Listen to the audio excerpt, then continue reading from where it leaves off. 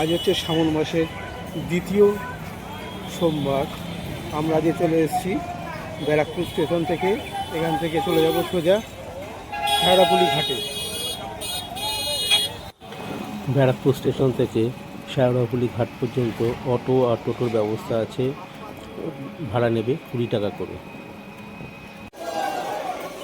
ঘাট পার হয়ে শেওড়াফুলিতে যাওয়ার জন্য প্রচুর মানুষ অপেক্ষা করছে, লাইন দিয়ে দাঁড়িয়ে আছে ঘাটের ধারে, লঞ্চে করে ঘাট পার হবে বলে।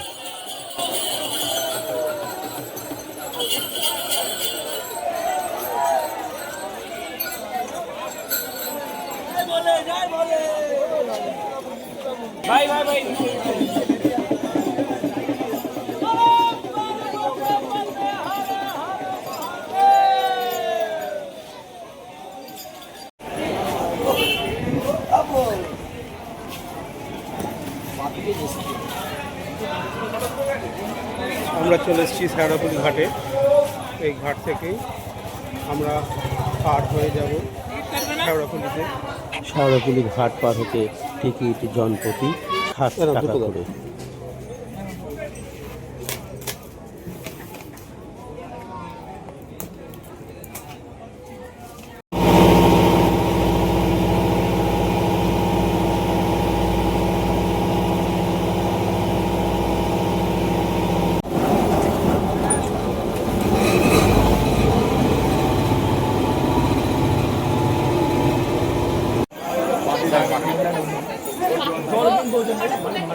হ্যাঁ,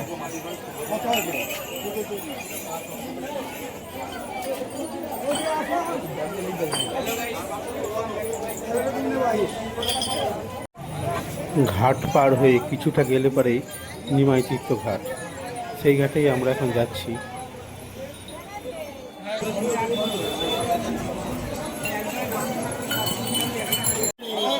আমরা চলে এসেছি সেই নিমাই তীর্থ ঘাটে। বাঘ রাখার জন্য কোনো পয়সা দিতে হবে না। বাঘ রাখার জন্য নির্দিষ্ট স্থানে বাঘ রাখার জন্য কোনো পয়সা দেবেন না, এবং ফুল মাটির জন্য ন্যায্য পয়সা দেবেন। ফুল মাটির জন্য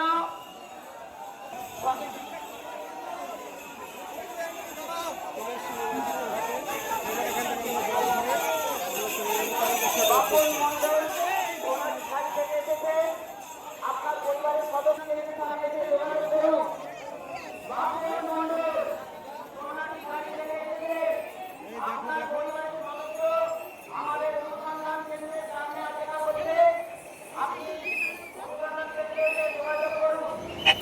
নিমাই তীর্থ ঘাটে স্নান করে জল নেওয়ার জন্য লক্ষ লক্ষ মানুষের ভিড়। কিন্তু এখানে প্রশাসনও খুব তৎপর, প্রশাসন খুব ভালোভাবে কাজ করছে এখানে।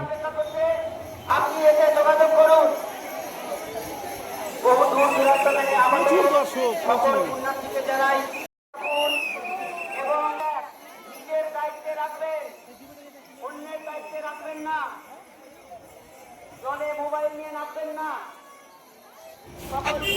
দেখে মনে হচ্ছে নিমাই তীর্থ ঘাটে একদম জনসমুদ্র।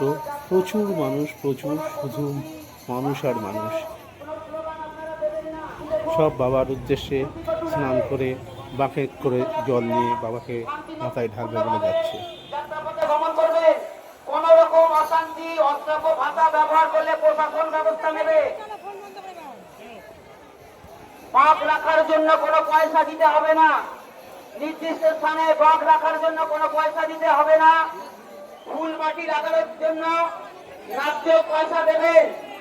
ফুল মাটি লাগানোর জন্য ন্যায্য পয়সা দেবে। নির্দিষ্ট স্থানে বাঘ রাখার জন্য কোনো পয়সা দিতে হবে না। কাঠের পবিত্র ঘোড়াই শিলিগুড়ি মেদিনীপুর থেকে এসেছেন। আপনার ভাই অনুসন্ধান কেন্দ্রের সামনে অপেক্ষা করছে। এখানে মহিলাদের জন্য আলাদা ঘাটেরও ব্যবস্থা করা হয়েছে, যাতে যারা পুণ্যার্থী এসছে তাদের স্নান করতে কোনো অসুবিধা না হয়।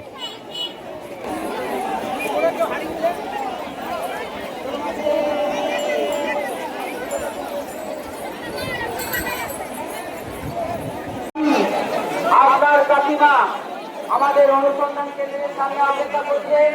আপনি অনুসন্ধান কেন্দ্রের কাছে এসে যোগাযোগ করুন। সরস্বতী ধারা আপনার পরিবারের সদস্যরা আমাদের অনুসন্ধান কেন্দ্রের সামনে অপেক্ষা করছেন। আপনি অনুসন্ধান কেন্দ্রের সাথে যোগাযোগ করুন।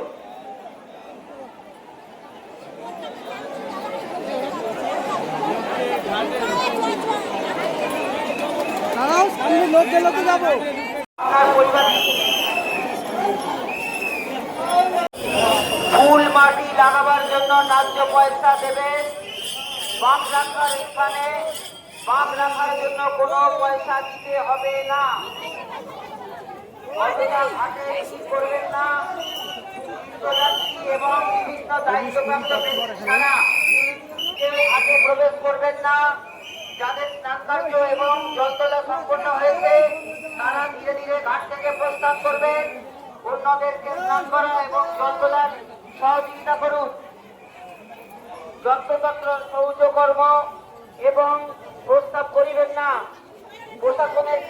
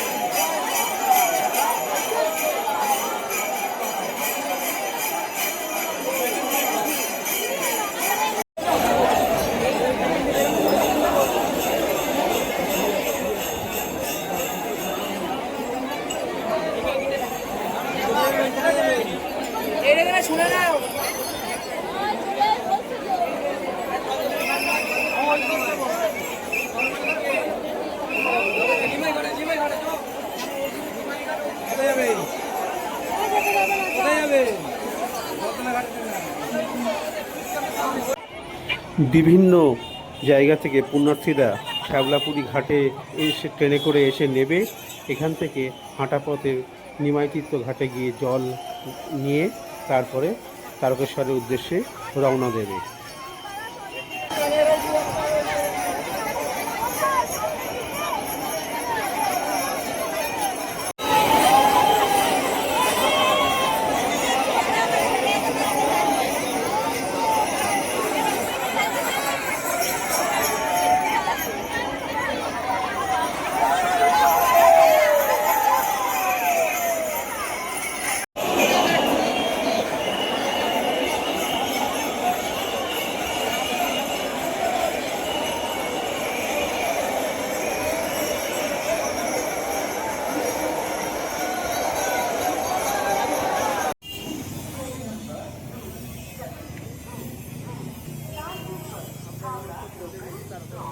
স্টেশনের ধারেই পুলিশ সহায়তা কেন্দ্র এবং স্বাস্থ্যকেন্দ্র পুণ্যার্থীদের জন্য করা হয়েছে, যাতে কোনো পুণ্যার্থীর কোনো অসুবিধা না হয়।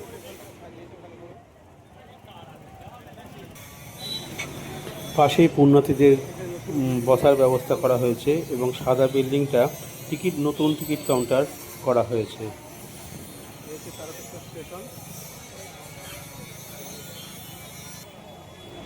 স্টেশন থেকে বাইরে বেরিয়েই হাঁটা পথে কিছুক্ষণ গেলে পরেই বাবা তারকেনাথের মন্দির। এইখানে রাস্তার দুপাশে প্রচুর দোকান বসেছে।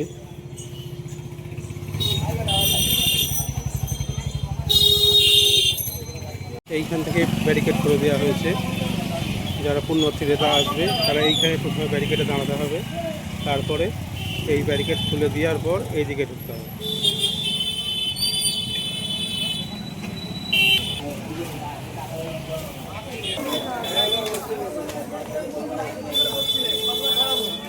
রাজবাড়ি গেট, এই হচ্ছে রাজবাড়ির গেট। এইখান দিয়ে আমাদের প্রবেশ করতে হবে।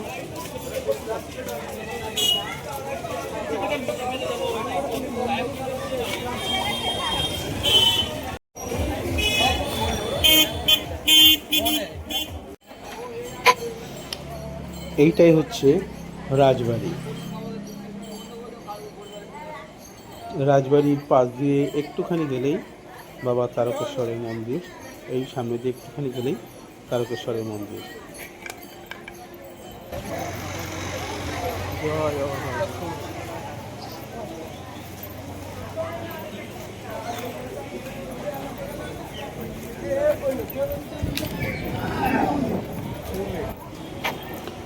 মন্দিরের একদম পাশেই পুলিশ সহায়তা কেন্দ্র এবং স্বাস্থ্য কেন্দ্র রয়েছে ভেতরে।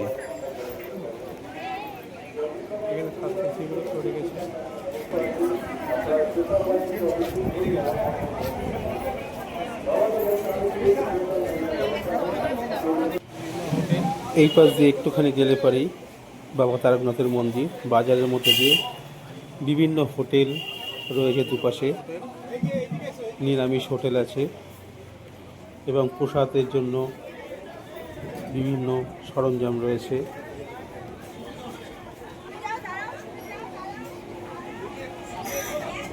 এই সামনে বাঁদিকে দুধ পুকুরে যাওয়ার রাস্তা। আমরা এখন যাব দুধ পুকুরের উদ্দেশ্যে।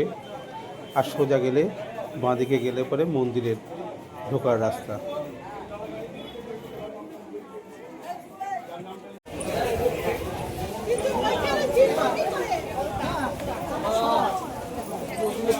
দুধ পুকুরের ঘাট, এটা হচ্ছে দুধ পুকুর।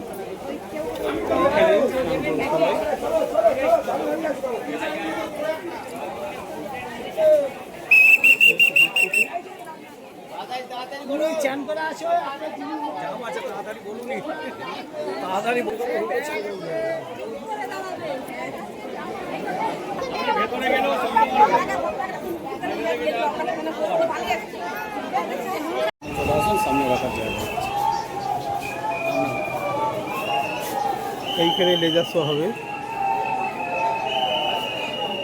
দুধ পুকুরে।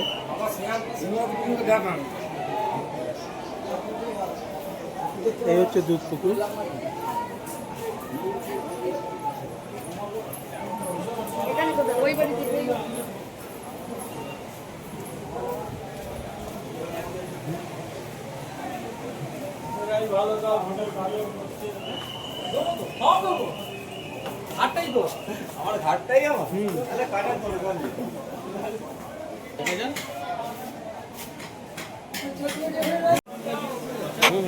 দুধ পুকুরের পাশ দিয়ে এই রাস্তা ধরেই গেলে পরে সামনেই মন্দির।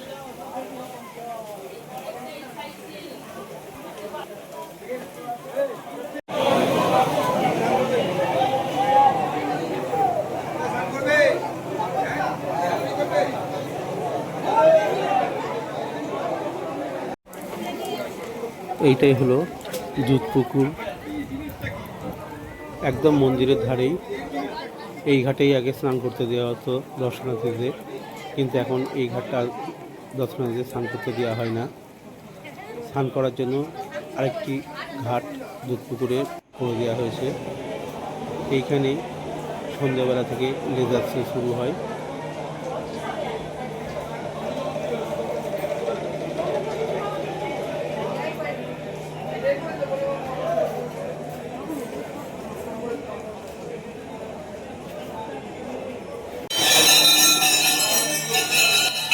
এইখানে নন্দী মহারাজ রয়েছেন, আর ওই যে বাবার মন্দির সামনে নন্দী মহারাজকে সবাই জল ঢালছেন।